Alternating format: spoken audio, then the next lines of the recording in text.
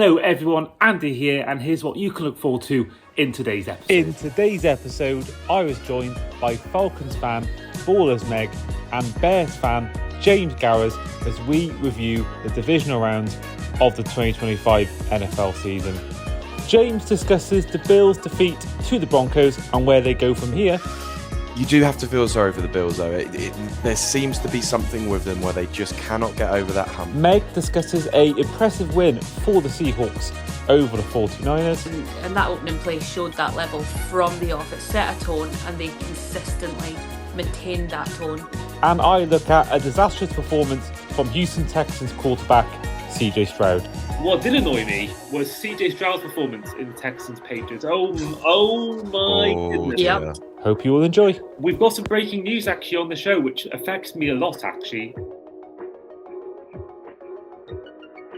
Hello everyone, and welcome back to the Across the Pod NFL podcast. I am, as ever, your host today, Andy Davis, as we review the divisional rounds of this 2025 NFL season. And with me, I've got two returning guests on the show as we look at the four teams remaining in the playoffs. Our first guest is a returning guest on the show. She is one of our resident Falcons fans. It is Ballers Meg. Meg, Hey. good to have you on.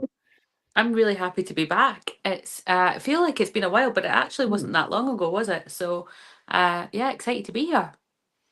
Yeah, I can't think what week it was when you came on, but yeah, it was during the season, and I want to say it was early on in the season. So Yeah. it's funny how time flies. Yeah. And we said it just then, but there's four teams left in the playoffs, and this is time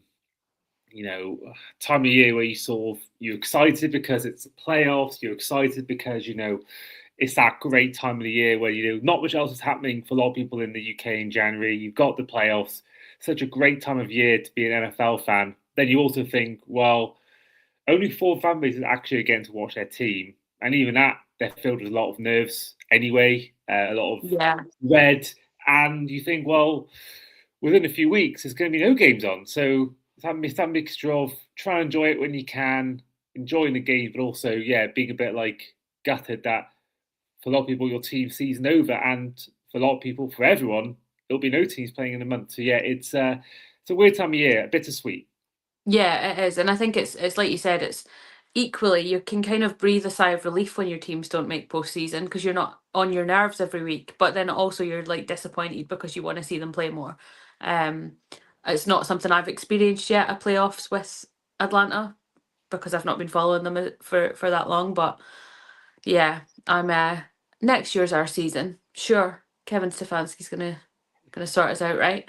Well, we'll talk about that later on in the show about the Stefanski hire. But no, it's at least you're not been a fan long enough to be around for the 20-3. I'm sure you must wake up every day thinking, I'm glad I wasn't a fan 10 years ago of the Falcons. Yes, literally. And I get reminded of it every day as well because a lot of my friends are Patriots fans. So yeah, I do get the 28-3 comment thrown at me a lot of the time. But I'm like, well, I wasn't even supporting them. And if I was, then we would have won. That's a good way to look at it. I never thought of it that way. I love that. Well, someone who has had their teams in the playoffs this year, who will be disappointed after what happened last night, is one of our Bears fans, previous Bears fans on the show, the 2024 Bears International Fan of the Year. Back on the show is James Gowers. James, good to have you back on. Thanks very much, Andy. Nice to be here. Thanks for certainly having me on, and it's always good to talk football, despite me being a little bit dejected, a little bit deflated naturally after our fantastic season coming to an end last night. Obviously over in the UK with us, it was a late bedtime for me, and as the Bears always do, we keep it to the very, very last moment. So yeah, it was a disappointing one, but nevertheless, I'm really, really proud of what this team has done this season. I'm sure we'll get into all of that. But nevertheless, a great weekend of football once again. This sport never fails to sort of live up to the expectations and entertain us at any sort of moment. And that's why we love it so much. So yeah, always happy to talk ball with you both. Well, before we get into reviewing the divisional round, there has been some head coaching news. 2 new head coach hirings in the NFL. The first up being John Harbaugh, as he makes his swift return from being on the couch, as he is now the head coach of the New York Giants, penning him to, I believe, a 5-year deal with the NFC East team. And also, the Falcons have recently, in the last day or two, hired former Browns head coach Kevin Stefanski, a former, well, 2-time ex-NFL coach of the year. And of course, Meg, you are a Falcons fan. Stefanski, what are your thoughts on that? Because a lot of Browns fans were quite happy to see him go. And I was surprised because he's 2-time coach of the year, been dealt a bad hand, albeit some of it was partly his doing in the Sean Watson trade. But he goes to the Falcons, after the firing of literally forgot the guy's name, Raheem Morris. And then the obviously comes in with a good reputation. There's a picture going around the last couple of days of Arthur Blank and the new president of football, Matt Ryan, and all that meal and all the pictures there for their meeting. What are your thoughts on the hire? So I jokingly last week I was asked, it was on a live show and somebody said, who's your ideal head coach? I said, obviously Kevin Stefanski. Like, as a joke, I was being sarcastic. I didn't want him to listen to me. Like, what? When the news came out, I was just like, I messaged my friend and I was just like, we got Stefanski, and he went, it can't be that bad. I was like, it is. It absolutely is, because we're also looking for an OC, and there's rumors that he's bringing the Browns OC with him, and that would be absolutely tragic for us. Like, we cannot go from one absolute disaster to another, please. We have got a team there that is ready for playoffs, that's ready to take off, minus the quarterback room, obviously, with injuries. But he's coming into a team that has not got a first-round draft pick. He's coming into a team who is looking for a quarterback and is going to have to trade for one, and that makes me really nervous, having seen what he's done in the past. I don't have a lot of faith right now, I'll be honest. I'm happy with the Matt Ryan hiring. I'm very happy about that. I'm obviously happy to see the back of Raheem Morris, but I mean, there was a tiny part of me that just really, really hoped that we could snag a Harbaugh, but unfortunately, alas, it has not happened. So here we are, ready to see what happens next, but I'm not optimistic. I mean, the fact that he has, bought the Browns, he bought their first playoffs campaign in I think since 2003. First playoff win since the 90s, made it back to the playoffs a couple of years ago with Joe Flacco, and currently at time of recording, it is time of recording and will be for at least a year, the second longest playoff drought in the NFL. Only the New York Jets, 15 years, have seen a team have a longer drought of appearing in the playoffs than the Falcons. So the fact that he did manage to get the Browns to the playoffs when they hadn't been in the playoffs for so long, give you that hope that, okay, maybe he did have a bad end to his time there, but give you hope that, he can get the Falcons back into the playoffs? I would love to be optimistic and say yes, but I think the bad outweighs the good here. Looking at the balance of it, the Browns have been a dumpster fire for a while. And the fact that he held his job for as long as he did, I think is interesting.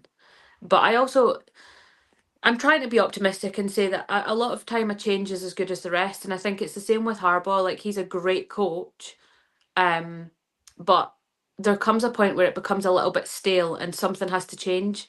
So maybe it is just that fresh eyes on a team. Maybe it's just a different system starting to work its way through. But Atlanta are so used to, at the minute, just changing constantly, and the system's changing, and we got rid of the Arthur Smith systems, or we were just kind of working out the kinks of those, and then with Raheem Morris, and then obviously we've now got somebody else. It's going to be interesting to see we've got a lot of big players that need some big payouts in order for them to really stay with us. it's going to be interesting to see what he can get done this offseason. Well, yeah, interesting times ahead for the Falcons and also for the Buffalo Bills, who did end up losing in overtime in the first of our 4 playoff games as they lost by 33-30 to the Denver Broncos, who will reach the AFC Championship game for the first time since their Super Bowl winning 2015 campaign. But news has come out earlier today. Sean McDermott has been fired as the Bills head coach. Quite shocking news, and I don't know whether you mentioned Harbaugh there, whether he's looking at it thinking, "Oh God, I could have worked with Josh Allen here instead of Jackson Dart, who we all can probably safely say is not as good a quarterback as Josh Allen." James, I mean, I was personally a bit shocked. I can see why they've done it because there were some questionable decisions in that game against the Broncos, but the guy, a bit like Stefanski, but on a bigger scale, brought them 7-8 years of playoff appearances when they had one playoff appearance in the last 15 years, I believe it was, in that 2017 season. And Andy Dalton helped them get in. I was personally a bit shocked, but what was your take on it, James? Because that for me was not something I expected at all. No, and I certainly agree with you. This coaching carousel has been absolutely crazy this offseason. There's 10 plus jobs that have been and gone and become available in this market. And, you've always seen the Buffalo Bills as a staple team that has been in the playoffs for the past, 8 to 10 years, if potentially even going back to that. But especially since Josh Allen's been in the building. You do have to feel sorry for the Bills, though. There seems to be something with them where they just cannot get over that hump. Now, I thought this year might be a really good opportunity, and actually, sadly, it's been an opportunity missed for them because you had no Chiefs in that side of the bracket. You've had no Bengals, where they've been the ones to sort of lay the dagger into the Bills. So it is an interesting one. Like I can see the logic behind it. It is a gutsy move, especially with them moving into a new stadium. Maybe that's part of the thinking as well, that they want a sort of a fresh new beginning going in to that. But I did read a stat earlier. Tony Dungy, who was coach of the Buccaneers years ago, was sort of that same level, like getting to the Buccaneers to the playoffs.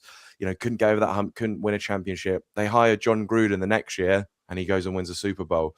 So it's maybe logic thinking that can someone take Josh Allen and this team to the next level? I feel like that team overperforms. You look at that roster, especially that offense.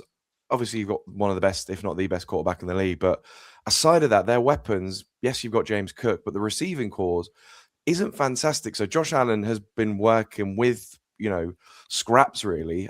So I do expect them to make some form of offensive sort of move, with their new hire and obviously trying to get a big name with receiver. So was a shocking one. I can see why they have done it. And it's now interesting to see where McDermott might go. That opens up sort of another job there. Now, the Falcons, obviously, Meg, you're just talking about that. They've gone in quick, really, and acted quick. And I don't mind that hire. I think that's quite a good sort of hire to on the outset. But we will see when it comes to that. But, yeah, really shocking, exciting off-season. Drama as always. And I just don't know. It's a risky one for the Bills. But I'm sure they'll be back with Josh Allen. I really do think they will. Yeah, I do believe the Bills, for me, they are my way too early prediction to win the AFC next year, because I don't think the Chiefs are going to be a quick fix unless they do something crazy in the draft. And I think, with Ravens getting a new head coach, there's got uncertainty going on there. Potentially getting, I think they could be a shout, because if they get a defensive-minded coach who can help them defend better, or even just a better DC, But I think with the Bills, I can see the Patriots not declining as they'll be fourth in the division, but I think certainly there'll be a harder schedule. And I will touch on this more tomorrow when we get our Patriots fan on to preview the AFC Championship game. A little spoiler alert for those who don't know the results in some mad world. That they're going to have because their schedule's been ridiculously easy. It's one of the easiest runs I've ever seen to a Super Bowl or potential Super Bowl than what they've had. So they're going to have a harder schedule as you do when you win your division. And I think the Bills will have a slightly easier one as a result of that. And I do believe, the way they ended the season in terms of the regular season, I think they'll probably build it onto next year. New head coach, new voice, as you mentioned with the Falcons, as Liverpool find out with Arne Slot, albeit for 1 year only. I think some teams do need a fresh voice, and I think the Bills, certainly when there's issues around the Bengals and Burrow, there's not many great teams in the AFC. So I think the Bills certainly next year will be looked at as a team to contend. Depending on who they get in, will it be Joe Brady, someone from within? Will they go someone crazy? And I can't think, I would say John Harbaugh maybe if he was still available at that point. But it's interesting who they get in. But either way, you can't deny how crushing of a loss that was for them on Saturday. I mean, fair play to the Broncos. I mean, there was many players I think stood out in this game. I mean, there was the RJ Harvey made that really good play in overtime, the 24-yard gain. There was some great throws and great moments from Bo Nix.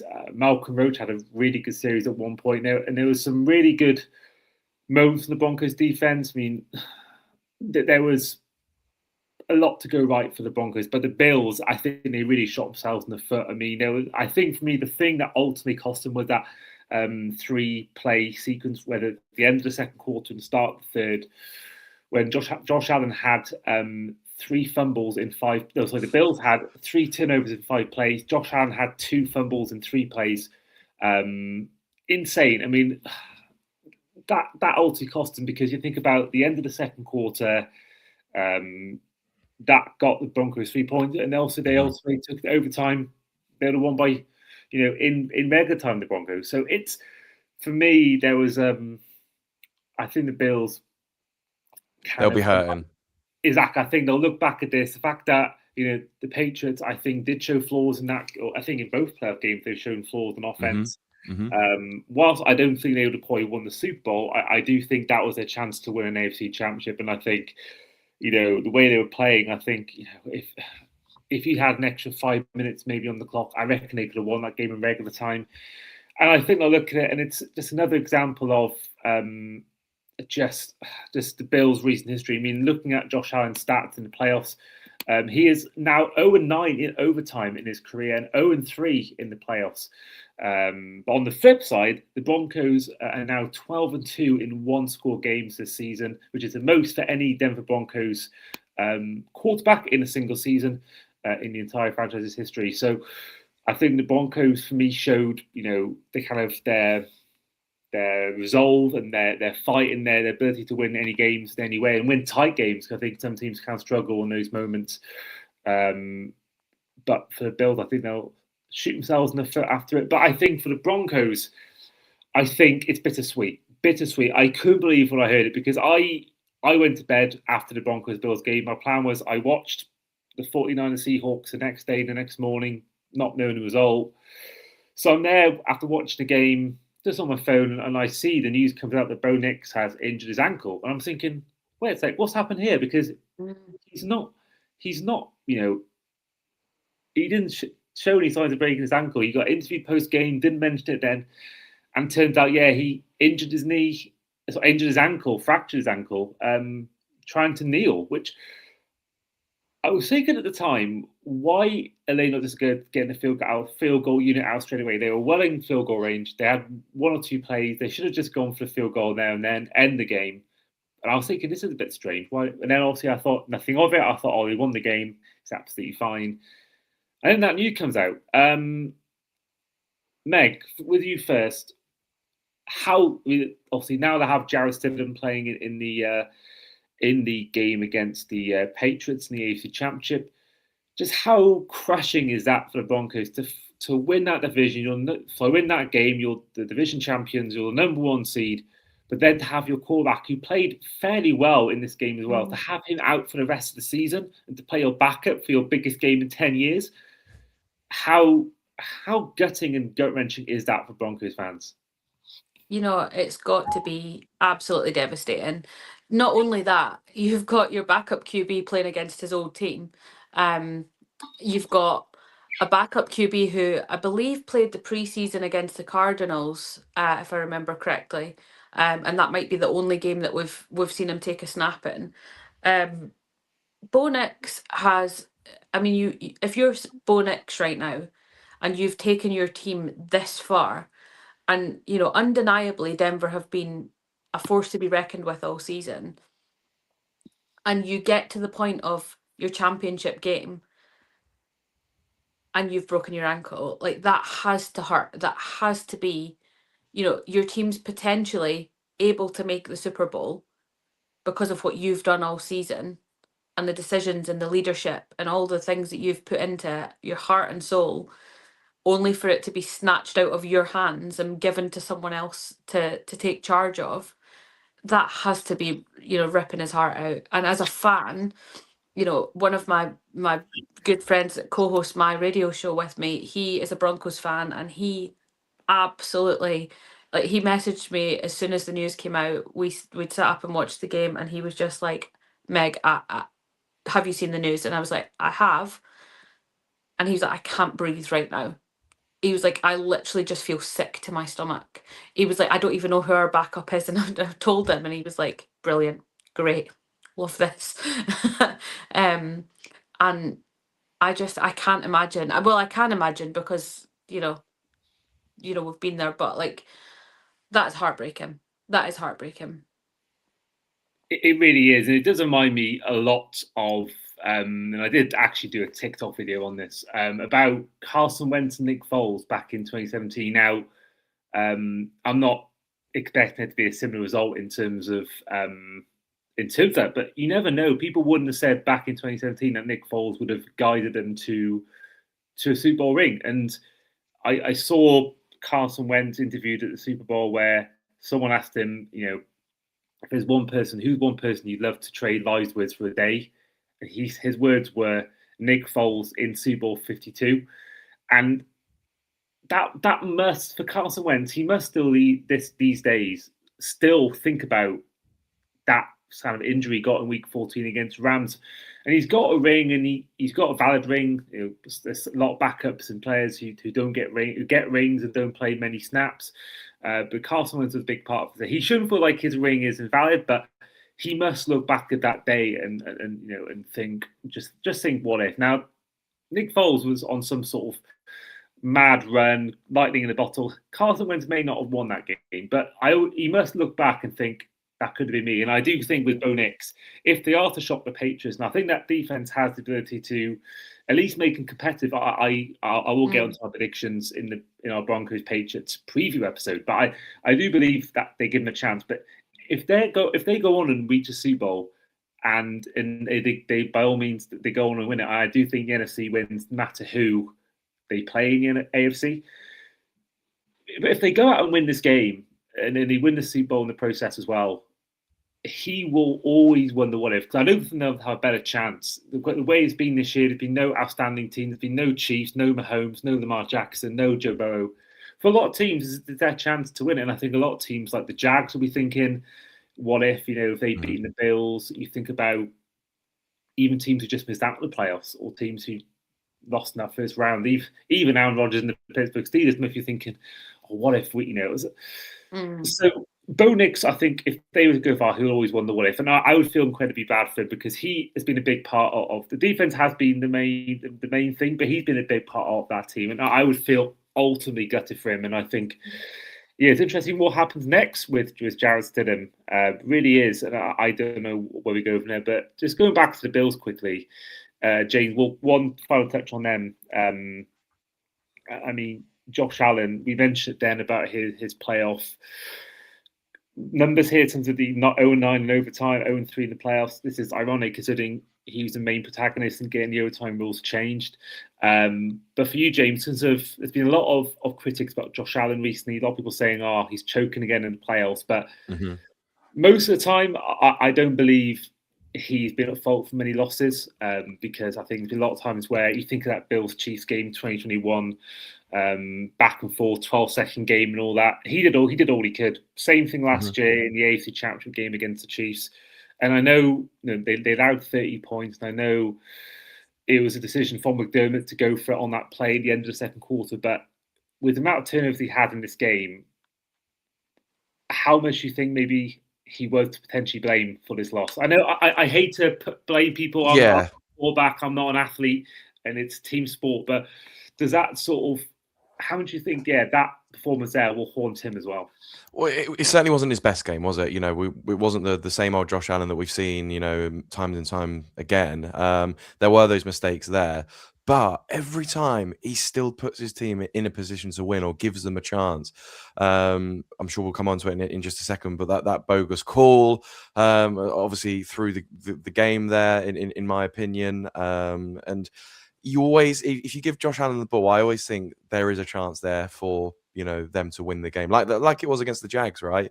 The Jags sort of looked like they were keeping in front and playing quite well, but Josh Allen was there, right? And that's just where his class oozes, and they all believe in him. You saw obviously post game, he was blaming himself, quite emotional. Some of his offensive linemen were teary. It was quite sad to see.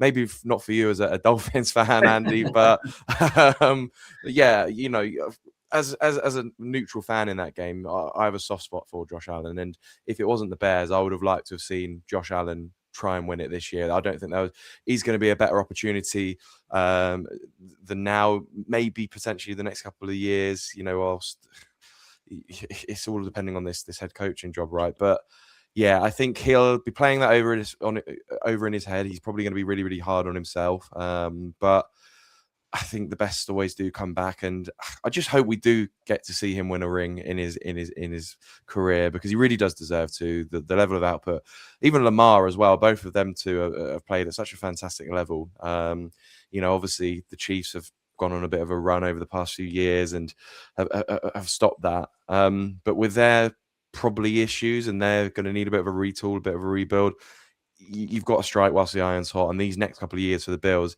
if not now, when is it ever going to be? So they've got to recoup. They've got a big off season ahead of themselves. Like I said, they probably do need a few more offensive weapons there, and a few sort of pieces on defense too. But I think, like I said, Josh will always put them in a position to win. The games that they have lost, I do think it's harsh. And I think it's a bit of a joke that people say that he chokes and that kind of stuff, because it's been stuff out of his control. It's been missed field goals. It's been drops. It's been potential calls. It's, so you got to feel for the guy. You really, really do. But congratulations to the Broncos. I completely agree. They're going to be absolutely heartbroken that their guy isn't going to be in the pocket there. We'll see how Jared Stidham does and fares against the Patriots, but gosh, those Patriots have got to be rubbing their hands, honestly. With the schedule that they've had, like you mentioned, Andy, it's just, couldn't have played any better for them, couldn't have played out. But we'll see how that defense does, because it is an elite defense, and we've heard it time and time before. Defense wins championships, but on this occasion, I just don't. I think the Patriots will probably get it done. But yeah, interesting game. Josh Allen will be back. Absolutely, and I people think I hate Josh Allen, and I should, as a Dolphins fan, hate Josh Allen. I really should. It's the same thing as Tom Brady. I should have really, but as a player, as a person, I can't help but like Josh Allen. I think, for me, I've said it for years, if I'm looking at the perfect quarterback, if you look at size and ability, it's Josh Allen. He's got, since the height he has, his physical stature, his arm.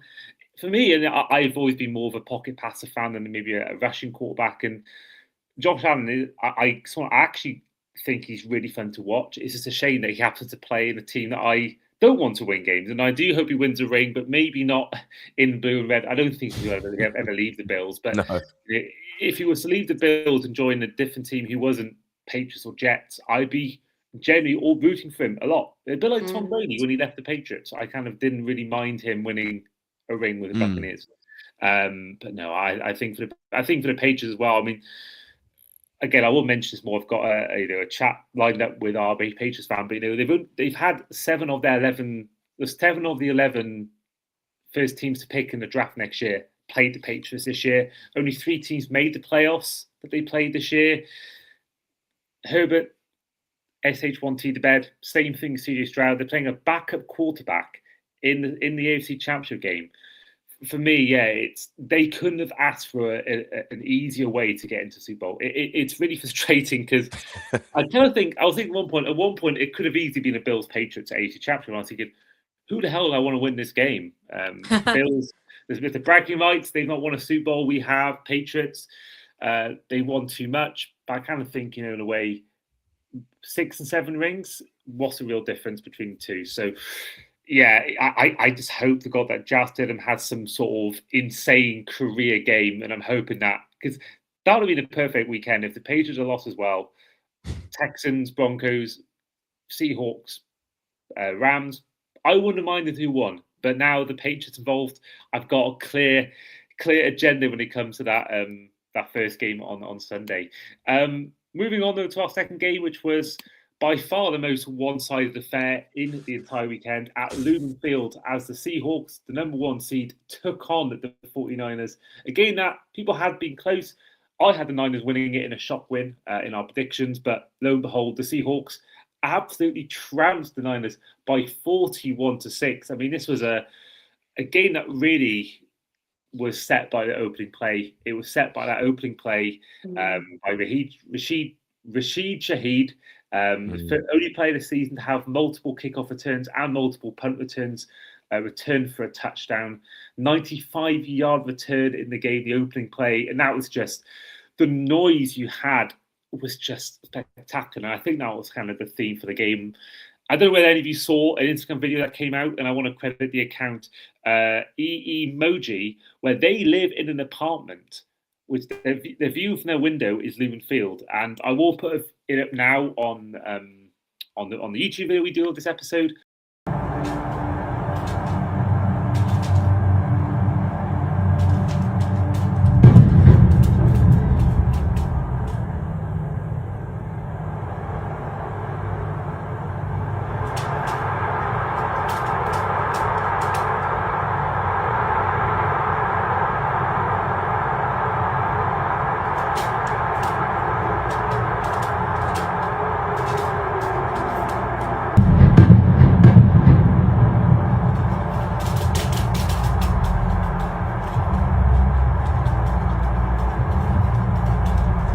Where the view he gets, and the whole channel is amazing. You can watch. He basically gets to watch any Seahawks game, only from little bits in the corner, but amazing view of that play. But I thought all round, it was just a dominant performance from the Seahawks. And I think for me personally, Meg, I'll get your thoughts on it now. Are they the best team left out of the 4? Yeah, hands down. For me, if the Seahawks don't win this Super Bowl, I will be very surprised. I think JSN is a weapon that any team is lucky to have. Kenneth Walker showed us what he can do at the weekend. And yes, the Niners were hurt, but arguably they've been hurt all season and they've still been getting the wins. So I think it's unfair on the people who are coming out saying, well, the Seahawks only won because the Niners were so hurt. No. There's a level here, isn't there? And that opening play showed that level from the off. It set a tone, and they consistently maintained that tone in a way that all the other teams who have been left, even from last weekend, have struggled to maintain for full games. We've seen it time and time again throughout the playoffs where, playoff football's done the playoff football thing of the comebacks, the absolutely dire second halves when you've gone in strong. The Seahawks consistently kept that standard, and they didn't just think, "Oh right, we're 30 points up. Let's just sit back on our laurels and kind of get to the end of the game." That defense came out to scare and came out to show, this is what we can do, guys. So be ready for us because we're coming for you. And it was a masterclass, and I think. I do feel for the Niners because, they were having to basically pull people off the streets to play their secondary. But, the Seahawks, we just can't take away from the world-class performance. And that, to me, looks like a Super Bowl winning team and has done all season. Absolutely. And for them as well, talk about Super Bowl seasons, I mean, they have the chance to have the perfect playoff campaign. So they can, first of all, they can beat their division rivals to make the Super Bowl, and then they'll play a Super Bowl in their own rivals' backyard. Arguably their biggest rivals. You think about the Sherman chat years ago with Michael Crabtree. So they can win the Super Bowl in their own rivals' backyard, but also win the Super Bowl potentially against a team that they had that heartbreaking moment against years ago, the Malcolm Butler interception. They can have the ultimate revenge and win the Super Bowl in their rival's backyard. That is the perfect way. But also beating your rivals as well, the same team, to make it into the NFC Championship game and be the number one seed and beat your rivals in Week 18 to get the number one overall seed. This, for me, is going to be the perfect way. If they can go on and win the whole thing, it's going to be the perfect way to win a Super Bowl for the Seahawks. Absolutely. 100%. And, beating the Rams as well, that would only make it sweeter, 2 rivals and then in their own backyard. But I'll ask the question to both of you. Like, let's say 3 years ago, I asked you and said, I think Sam Darnold is going to be a Super Bowl winning quarterback. You'd have laughed me. You'd have laughed me out of the course, wouldn't you? Because he was on the practice squad. He wasn't, after the Jets, it didn't go particularly well. He was sort of bouncing around. He went to the Panthers, didn't he? And then ended up in the backup role as for the 49ers. And I'm thinking, God, how well he's done sort of in the past couple of seasons. He's had back-to-back 14-plus win seasons. So it just goes to show, from a quarterback that, let's say, hasn't got the God-given talent of a Lamar Jackson or a Josh Allen, etc., you're still able to do it in the right system with the right pieces around you. He's a steady hand. He's not going to play the flashiest plays, but he gets the job done. And I want to get both your thoughts on Sam Darnold and how he's done, because, it's quite a turnaround from him. Yeah, I will say, sorry, Meg, I will go first, because I really wanted to touch on this. He, for me, is an example of just how you can overcome adversity. Because there's a lot of quarterbacks, they have a tough few years, they never recover, they don't get a second contract, they go to a new team, they're the backup. And Sam Darnold was that. He was the backup. He had the time in the Jets, the time in the Panthers, the backup at the Niners. And he's kept at it. He's not put his head down. And I do think, going to an organization like the Niners, I think helped a lot with that in terms of sitting back for a year, just observing, which most quarterbacks should have. You look at all the best quarterbacks in history: Mahomes, Brett Favre, Tom Brady. A lot of these best quarterbacks in history don't start their first year. Lamar Jackson didn't start. Rodgers, infamously Rodgers after Favre. So he had that year of sitting behind a quarterback, just watching and learning off a great coach in Kyle Shanahan and a great organization in the Niners.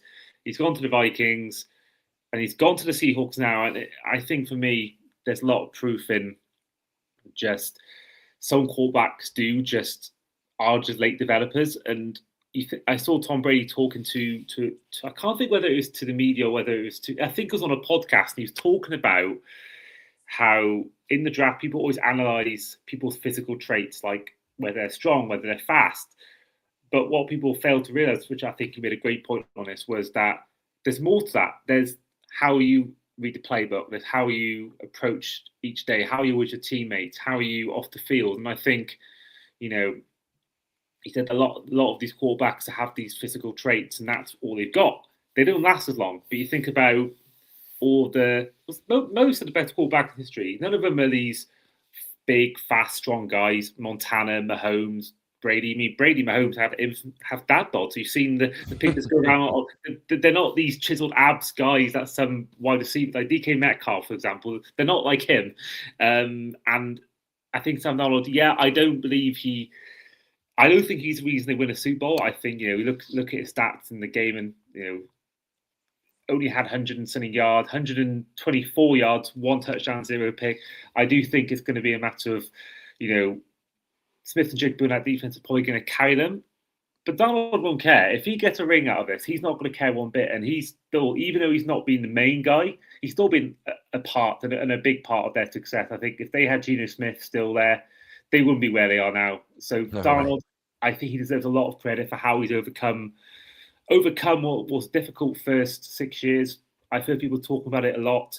I remember when the Vikings were in London last year, how much love the teammates had for him. And I think a lot of Vikings fans now are feeling that maybe we should have kept him up after all that McCarthy struggles this year. For me, Darnold, and I've seen Rodgers talked about him being a great guy. Josh Allen talked about how good of a guy he was, and the teammates all seem to love him. And there's no coincidence that he's had back-to-back 14-win seasons. Meg, your thoughts on Sam Darnold? Yeah, I think I refer to play intelligence, and so I think that when someone has that intelligence on, they can, like you said, read the playbook. They can read their teammates and read what's right in the moment. That to me is so important, because you can be a great quarterback. You can have the physical attributes and the skills, and you can, make the flashy plays and do the things that are going to make the highlight reel.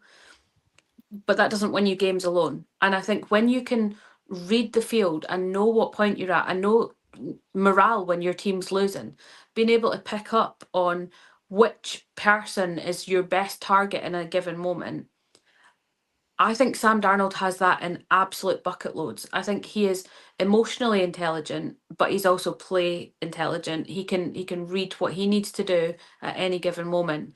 And I think that comes down to his character. And I think the fact that we do hear so much about how good a guy he is, how great a teammate he is.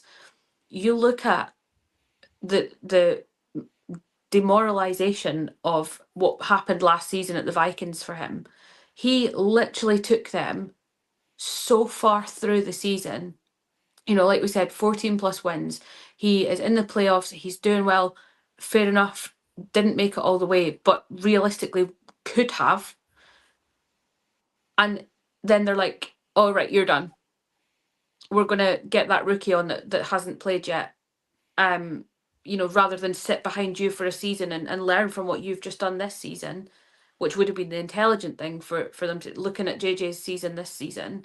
The smart thing for the Vikings would have been keep Sam Darnold for another season, let JJ sit behind him and do a lot of learning and do a lot of, one work with him as a quarterback and bring him on and develop him to a point where he's ready to be QB1, rather than, you're cured from your injury, cool, on you go, and watch the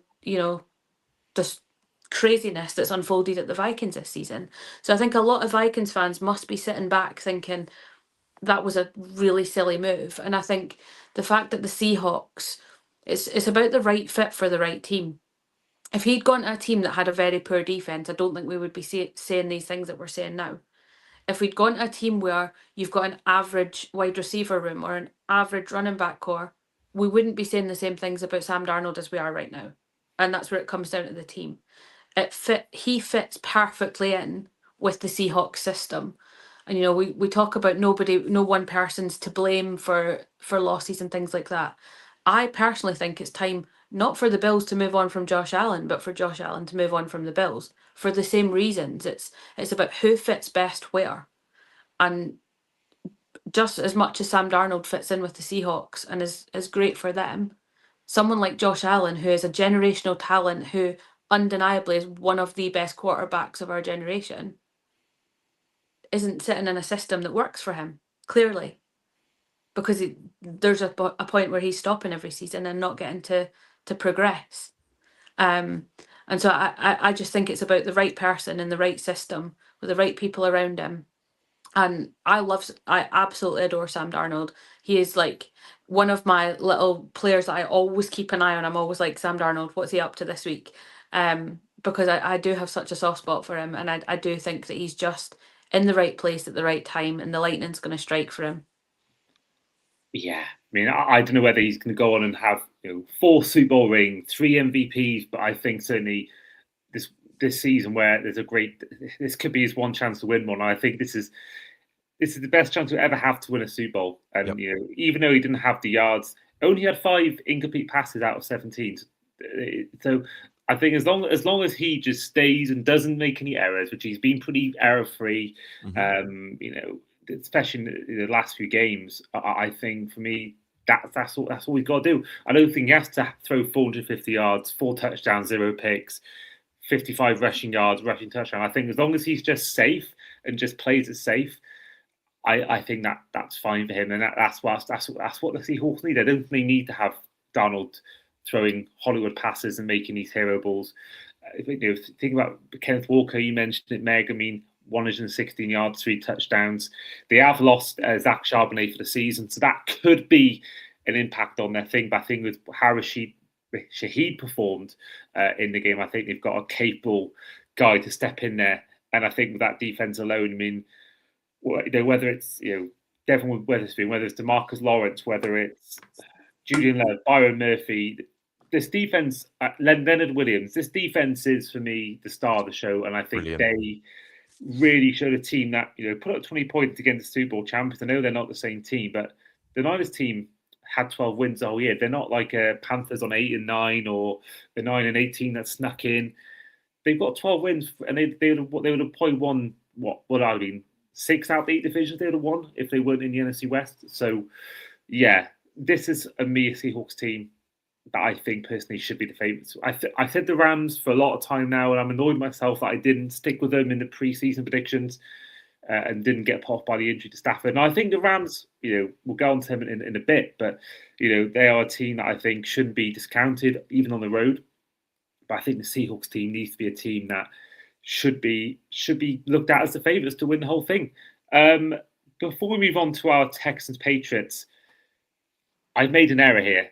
We forgot to mention the incident in overtime, Broncos Bills. the most talked about moment in the entire weekend on the field.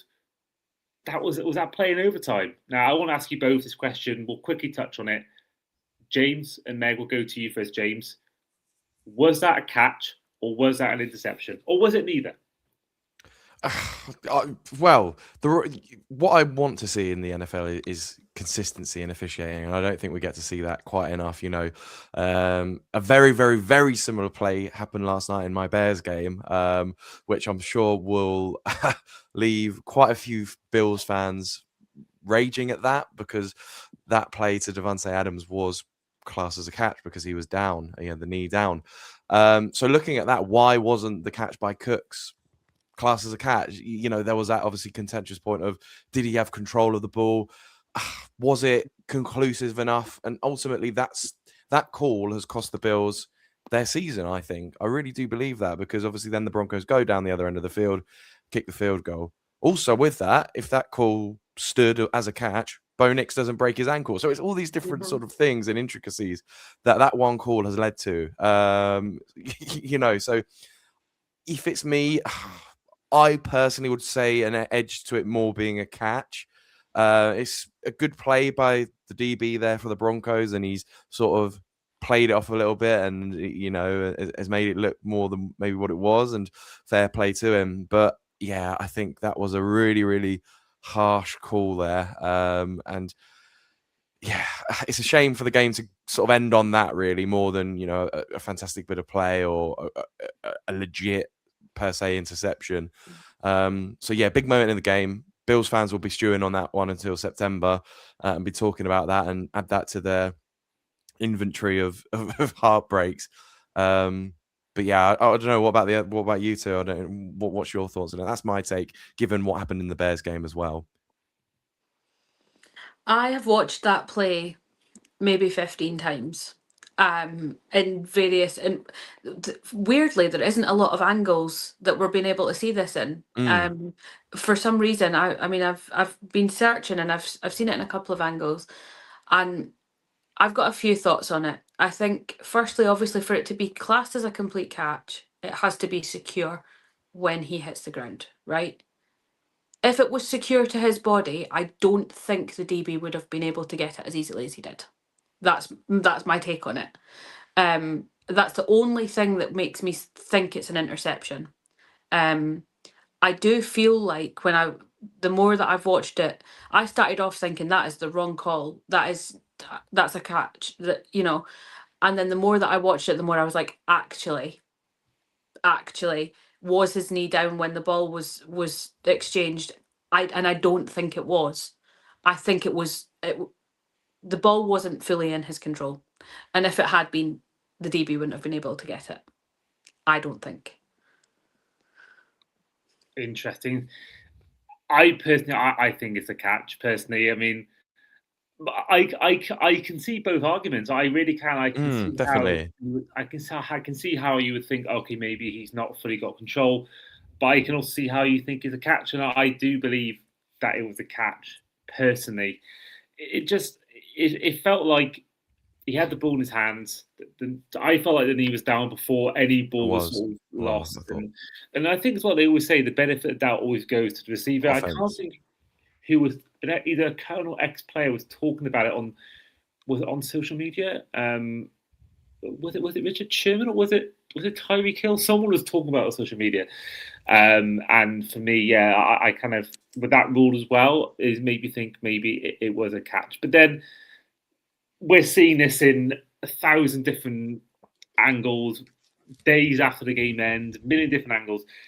The referees have got to make a decision now and then. And I know they've got video assistants. To be fair to them, they have got that. But yeah, I thought it was harsh on the Bills personally, especially I think the Bills had something happen to them a few weeks earlier where they did, I believe, have a catch given in favour of them in the same situation. But either way, I do believe it's harsh. But then, did I want the Bills winning? No. So am I too annoyed? Absolutely not. What did annoy me was CJ Stroud's performance in the Texans Patriots. Oh my goodness! Yep. This is the guy that I've praised so much in the past. I'm looking at these playoff wins he's had. I've always thought, okay, in a big moment, I can count on Stroud. I talked about it in the preview for the game about his performance against the Chiefs, how it wasn't his fault they lost the game. He did all he could, but it was just simply one of the, I think, easily the worst performance of his career. I don't believe he's had a worse performance than that. But the amount of turnovers he had, there's been games where you can look at the Bills Broncos game. You can look at the James Cook fumble. You can look at Josh Allen with McDermott's coaching, all of that. But in this game, it's entirely on Stroud for me personally, because the Texans defense gave May a tough time, and then the number one defense, they allowed 28 points, but for me personally, that's down to Matt. Yeah. There's only so many times you can keep giving the ball back to the offense before they eventually score points. Stroud had one touchdown, 4 deceptions. I mean, it was simply awful, and he simply cost them. He was lucky against the Steelers that the Steelers were worse than him, and I think he wasn't great in that game either, but he got away with it. And I thought that defense might cause or help them win the game. I thought Stroud must get better than what we saw against Steelers, but he got worse. That for me, you think about the playoff collapses and sort of moments, and that's generally one of the worst ever quarterback. It's a stinker, isn't it? Oh my God, it's an all-time stinker. It's not really bad. It's biblical.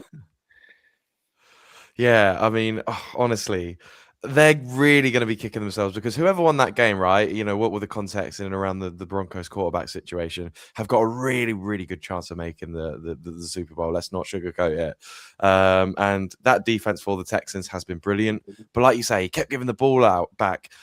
They're going to get gassed naturally. Any defense will. I know they're freak athletes, but they're going to get picked apart in a tough environment in New England as well. So yeah, you've got to look at your quarterback there, and I just cannot believe that.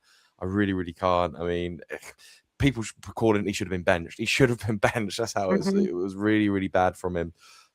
He's got to look at himself there, and there's obviously internal problems there. Yes, he didn't have his top receiver in Nico Collins there, but even still, those picks were on him. I agree with you, Andy, and once again, the Patriots get a nice little gift handed to them once more, which has been the story of their season. I mean, I think Drake May has had an unbelievable season. For you, Andy, it's probably really frustrating. They've got another franchise quarterback, probably for the very long haul as well, and he's very likable, actually, Drake May. He really, really is. So I do wish him the best, obviously. But yeah, oh my God, I don't know your thoughts, Meg, but that CJ Stroud will go down in history. Yeah, that was horrendous, wasn't it? I was watching it and I was like, surely he can't. Oh no, he's done it again. Okay, good. Brilliant. And as a Texans fan, you must have been, of all the teams that could have gone against that Patriots side, you would think that the Texans had the best chance of stopping them. Mm-hmm. You would think with the defense, with obviously Nico Collins was out, but you've still got some weapons on that offense. Woody Marks is no nothing to be sniffed at. He's had a great season this season. And Dalton Schultz, you've got you've got people that you can turn to, right? If you're CJ Stroud, there are plenty of options. I wonder now if the Texans, and I think the fan base, certainly the very few Texans fans that I know, have started to say, I think we need to move on from him. Wow. And I would be almost inclined to agree after seeing that. I don't think one game should be a deciding factor. However, look at last season, and we talked about the sophomore slump and all that nonsense. Realistically, he's had more bad games than he has had good games for the Texans. And not all of it's his fault. I get that. We're talking about weapons, offensive weapons and things. I get it. They need to shore up their offense. However, with a defense like that, like you said, they are going to be gassed. If they're having to constantly come back on and constantly they're not getting the break. They're not getting to basically take a breath before, oh no, we've turned the ball over. Right, guys, back on. Yeah. You're going to be like, oh my God, not again. And the defense played well as well. Like, they played brilliantly. They were machines. Yeah. But you could see by the end that they were struggling. You could see by the end of the game they were like, and it really had an effect on them. And I think even just for the team morale, you've got to think, you're looking at your quarterback like, really? Really? We've got to be doing something different here, buddy. And it's not even like he's making, small mistakes. These are big, big mistakes, and he's consistently making the same mistakes. And that's where, once is a mistake, but twice you've got to look further ahead and say, actually, he should have been benched at the half. He should have been benched at the half. There's no doubt in my mind with the way that he played up to that point. Somebody needed to make a better decision. So that is on the coordinators as well. But I feel sorry for the kid because he's one of these quarterbacks who sat there, and who's he sat behind? Who's he had a chance to learn from, realistically, since being drafted? Do you think his amazing rookie season is almost, I don't know, was that too quick? Was that like too ahead of the curve for him? Has that put too much pressure on him, too much expectation? He's obviously not risen to that rookie season level, which was an unbelievable season, record breaking. But yeah, I don't know. It's a bit like Jaden Daniels, though, isn't it? Potentially, yeah. We're seeing history repeat itself with Jaden Daniels in Washington. Yeah, that season was so good. It was sort of the anti-argument to my always argument that never start a quarterback in the rookie year one, because I think that even recent years, Joe Burrow has had an amazing career, but he's had a lot of injuries, and Daniels had injuries this season. Stroud's had a bit of a slump, and again, he goes back to his point I said earlier. The best quarterback in history, most of them, apart from Peyton Manning and John Elway, did sit in their first year. They didn't get rushed in, and there's a reason why they get picked high as well, because the team's not great around them. So I think James, you put a great point there about it being that first year being too quick, and I think that there's that amazing photo, and you'll really appreciate this, James, that when Stroud was trying to give Caleb Williams advice. Oh, the little bro, yeah. And ever since then, it's been a complete turnaround. You see what's happened this year. I'm sure now Caleb must be looking back at that and thinking, yeah, I got the last laugh. Because at the time, people were saying Caleb was being ignorant, he was being arrogant, he wasn't listening to instructions. Because at the time, Stroud was seen as, one of the most up-and-coming good quarterbacks, Caleb being a rookie. But how the kind of tides have turned since that photo happened, it's just insane. Butterfly effect, it really is. And yeah, Stroud, I don't think personally you should get rid of him yet, but I think there needs to be a better plan in place, get a better backup in. But I just don't see a better chance than that for the Texans to make it. If you're telling a Texans fan before the season started, you got a chance to win the divisional round game, and you'll play, albeit on the road, but you'll play against a backup quarterback whose name is Jarrett Stidham, to meet the Super Bowl, your first ever Super Bowl, your first ever AFC Championship game as well. They've never been past the divisional round. I think that for me, that this might be their best chance in years, because teams are going to come back. The Ravens will be back. The Burrows going to do well somewhere. The Bengals might come back into form. Mahomes isn't going to be away for too long. This is their best chance. I said before, this goes for a lot of teams. This is the best chance in years to make a Super Bowl. By a mile. And I think Texans, me, if you think about, I think there needs to be some sort of like blind ranking of Texans fans, which hurt more. The DeAndre Hopkins trade, the game against the Chiefs when they were 25 points up in the first quarter, all this performance from Stroud. I think they could look back at this in a long time and think, what could have been? Mm-hmm. I mean, it could all change. The defense is that good. I mean, Anderson had 3 sacks in his game. Daniel Hunter had 2. That defense could still help them go far next year, especially in quite an easy division. But the quarterback position has to be addressed quickly, whether it's sticking with Stroud, backing your man, or going somewhere else. Yeah, interesting how that'll play out. It really will. We've got some breaking news actually on the show, which affects me a lot, actually. I'm not too sure how I feel about this news. The Dolphins are going to hire Packers defensive coordinator Jeff Hafley as the next head coach. Yes, I like that. I don't know if I like that or not. Get him gone. Well, I'm happy. I don't want Jeff Hafley here. He's been good for the Packers, I think. So, yeah, get him gone. But I think for me, he's been good when Parsons been there. Since Parsons gone down, they haven't been the same defensively. And I kind of think he's one man.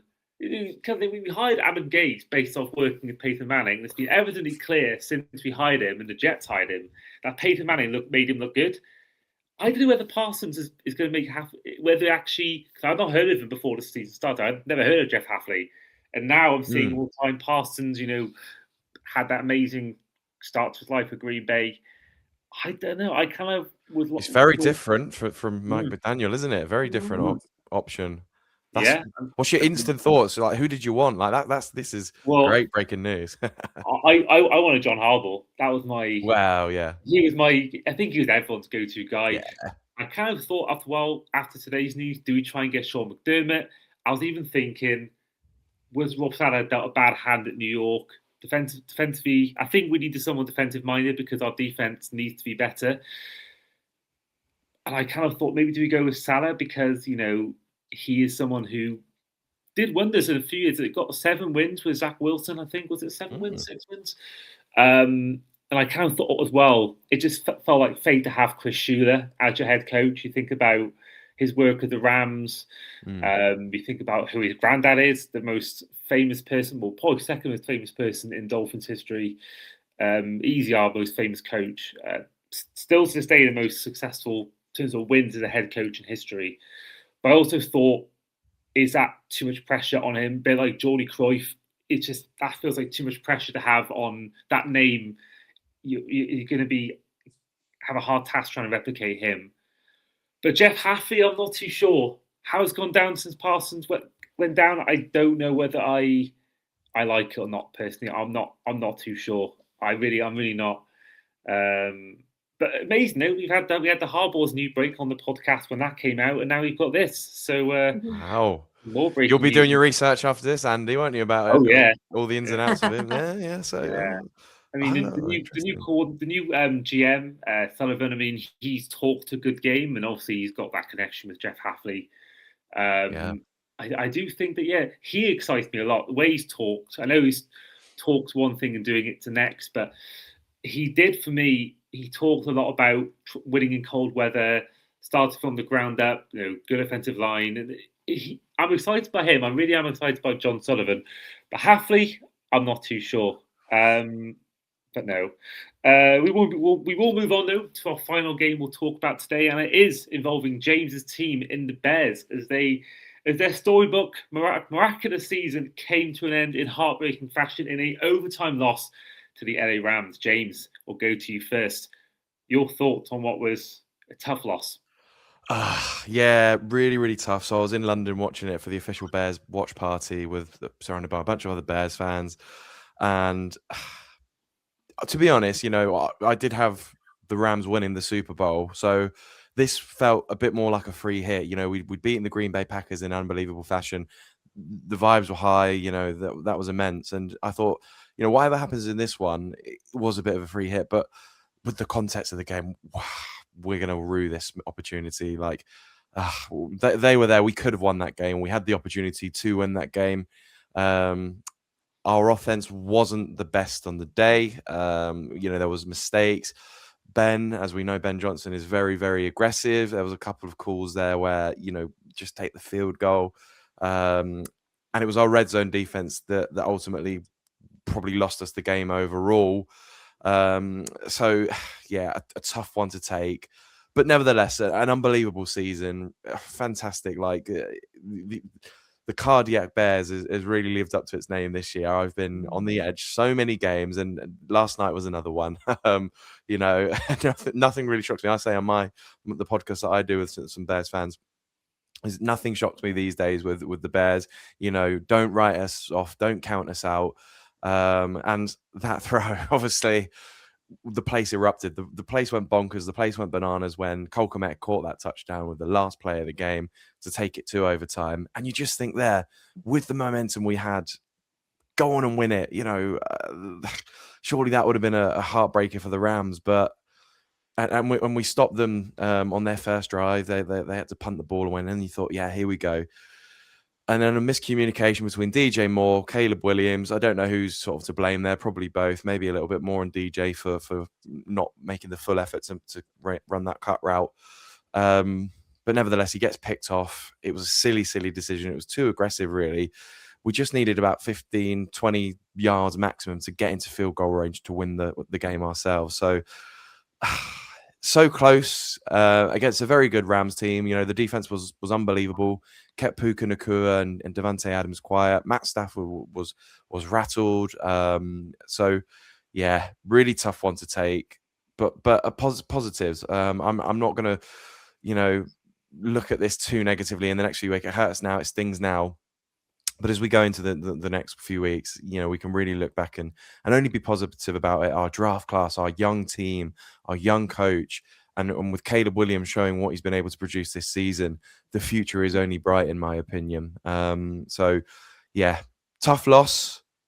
All good things must come to an end. But I suppose it wouldn't sting as much as, like, say, a Texans fan, or because we would have been coming up against the Seahawks, and I think that probably would have been one too much for us anyway in that atmosphere. So, yeah, obviously we've got a long off season now, and this is going to sting, like I said. But yeah, really, really great season, and one that I didn't expect. If you told me the Bears were going to win the NFC North, win a playoff game, which I've never seen in my time supporting the Bears, and host another one and take the Rams right to the wire, I would have really laughed. So yeah, great all round. We've just lost our running backs coach. Eric Bieniemy, looks like, another breaking news, is going back to the Chiefs as their offensive coordinator, somewhere that he's used to, and that he's had success. So maybe the Chiefs are, going to be a bit better next season. But that's always a good sign, when you've had a good season. If you're losing coaches, then we've obviously done something right. So yeah, disappointing but proud is my overriding thoughts there. Yeah, I mean, it's a tough one to take, but I think the way the team won games, the way they won games in miraculous fashion. There's little taint of was that a bit of luck, and you can make an argument, was that just a bit of hit and hope, but at the same time, probably the constant games. Think about both Bears games at Soldier Field, the comebacks, and the kind of the never say die attitude that the Bears have shown throughout this season. I think that should give you guys hope in the future. Now, of course, you probably were saying this in 2018 when the Cody Parkey Cody Parkey, that was awful. But that game didn't have those kind of moments for Caleb Williams, all that stuff. So I think, you can be proud. I do believe there's a missed opportunity there, not to win the NFC, but certainly at least be involved in that game, because you think about, I've always been a big advocate of sometimes just go for the point. I think there's way too many teams nowadays being aggressive on fourth down. You think about, there was a point in, I think I'll go down here, it was in the first half, there was the third down stop from Omar Speight, who I thought was one of the best players for the Rams, and then there was a Landman stop on fourth down. I always think the Bears could have gone for it there, and that would have meant you'd have won the game with that amazing pass, which I do believe is one of the best passes I've ever seen in my life. That was insane. Yeah. That would have won you the game. And I know it's specified fact they could have been also different. It could have meant the Rams played differently. It could have been different, and there's plenty of teams that have won games based on going from fourth down. The Seahawks got the number one seed by doing that against the Rams early on in the season. That had a big part of them doing that. But you think about how that defense was playing. You think about particularly likes of Brisker and brilliant Kyler Gordon. Them two for me were just so stand out in the game, and I thought they were so impressive. I kind of the way they were playing. I kind of think I kind of feel that's the ultimate trust in your defense is by taking a point and trusting your defense to get it done. So for me, yeah, it's a tough one to take. I don't think they'll have beaten the Seahawks, especially in Lumen Field. No. I think the Soldier Field element did help a lot, and also the weather had a big part. Stafford's hand looked a bit dodgy and a bit. He looked a lot of times during the game. He looked a bit stumped. He did, but they got the job done, and that's what the good teams do. And I think that win, I think, will give the Rams confidence they can win the game in Seattle, because Sean McVay is, I think, a better coach than McDonald. Stafford's a better quarterback. They've got a better running back room. Obviously, receiver, it's very much neck and neck, isn't it? Yeah. It's like the two best receivers this year playing in this game, for arguably, the two best teams in the conference this year. So yeah, the Rams, I think they will look back at this game. Well, both games really is a few moment, but especially this game. I think this game, the fact that they've gone away, they've gone to a tough place to go in horrendous, one of the coldest games in history. I think they were saying it was, and to go out and get the win. And I think with the injury now to Zach Charbonnet, that's one part of the Seahawks offense has been taken away from them, that double threat of Charbonnet and Walker.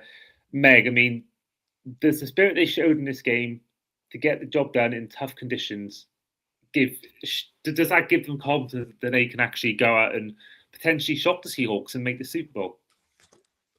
I don't think the Rams have got enough in the bag right now. I don't think they've got enough gas left in the tank. We saw Matty Stafford struggling.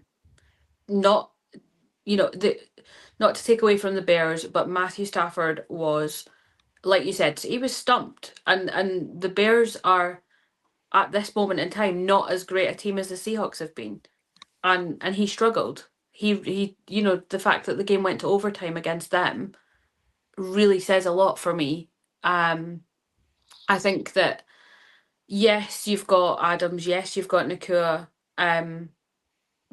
but the Rams have kind of a little bit of a fluke their way through this to get to the point they're at, in my opinion. I was rooting for the Bears so much all weekend. Everybody was like, no, the Rams are going to win. I was like, no, they're not. Give me the Bears. They've got more fire in their belly. They're going to do this. And, it busted my accumulator because I had the rest of them right. So I'm not bitter or anything. Classic Bears. Classic Bears. But I've been high on the Bears train for a while. And I genuinely, when I saw that pass, my heart was in my mouth the minute that ball left Caleb's hands. I can only imagine how you felt, James. Genuinely. Oh my God. Yeah, I know. I went... and then when it landed, I was like, oh my goodness. And I was on live with a couple of my friends and we were just screaming. And I was like, well, I'm not going to bed anytime soon. I might be up at 6 for work, but 3:30 it is. But yeah, I don't think the Rams have got enough in them to beat that Seahawks team. I really don't. They've not looked great in both of their playoff games. They're fairly favourable running for them playing the Panthers. They only just squeaked through there.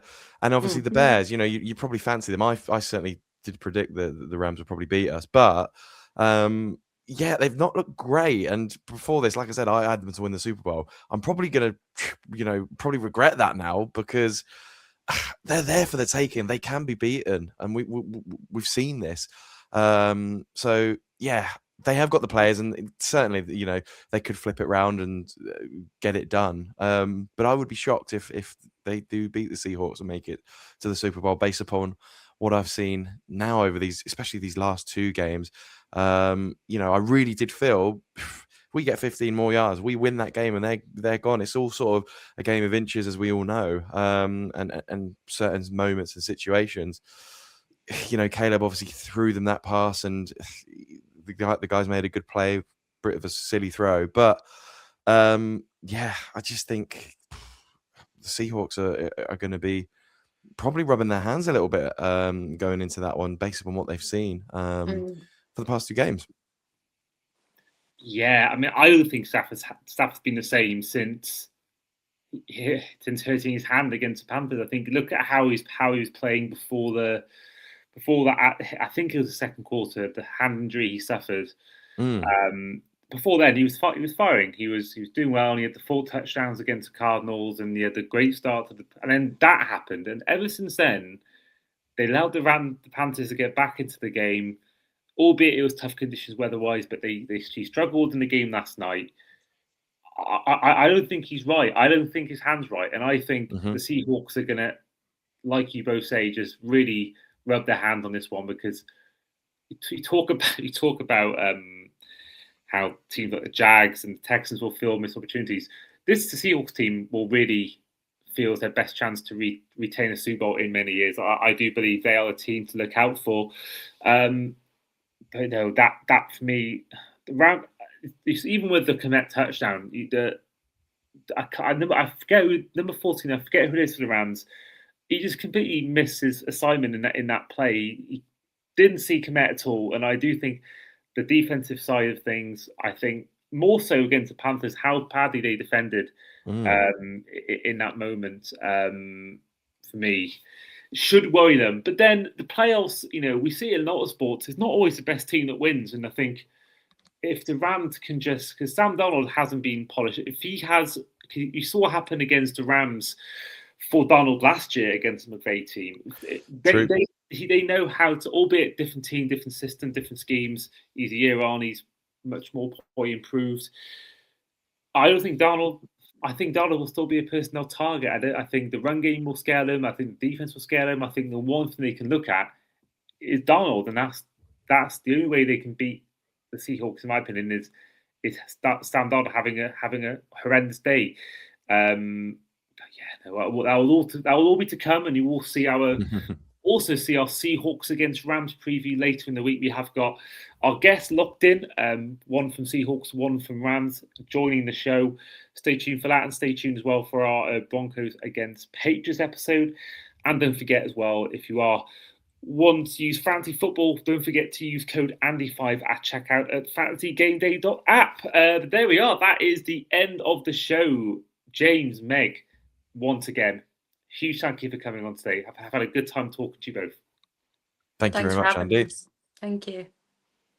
Well, don't forget as well, before we go, do check out Meg's TikTok account, Ballers Meg, and also do check out James's work on the Irish Bears Network podcast. But in the meantime, this has been the Across the Pod NFL podcast with myself, as ever, your host today, Andy Davis, and our guest today in Ballers Meg and James Gowers. And we'll see you guys next time. Take care.